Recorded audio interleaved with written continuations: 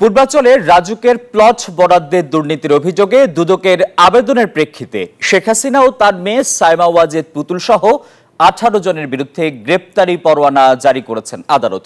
বৃহস্পতিবার সকালে দুদকের আবেদনের প্রেক্ষিতে জাকির হোসেন গালিবের আদালত এই গ্রেপ্তারি পরোয়ানা জারি করেন। ক্ষমতার প্রভাব খাটিয়ে পূর্বাঞ্চলে হাসিনা পরিবারের জন্য 60 কাঠার প্লট বরাদ্দে অনিয়ম দুর্নীতির প্রমাণ পাওয়ায় এ মামলা করা হয়। এটি অন্তর্বর্তীকালীন সরকারের সময়ে গঠিত কমিশনের পক্ষ থেকে শেখ হাসিনা ও তার পরিবারের সদস্যদের বিরুদ্ধে প্রথম মামলা। মামলায় বলা হয়, আসামিরা পরস্পর যোগসাজশে ক্ষমতার অপব্যবহার করে 10 কাঠার 6টি প্লট বরাদ্দ প্রদানও গ্রহণ করেন, যা দুর্নীতি হিসেবে শাস্তিযোগ্য অপরাধ। প্লট বরাদ্দ প্রক্রিয়ায় জড়িতদের বিরুদ্ধেও পর্যায়ক্রমে মামলা করা হবে। বান্ডেল থাকলে প্রতি সেনমানিতে টাকা বাঁচবে। বিকাশ সেনমানি বান্ডেল কিনে জিতুন প্রতি লেনদেনে।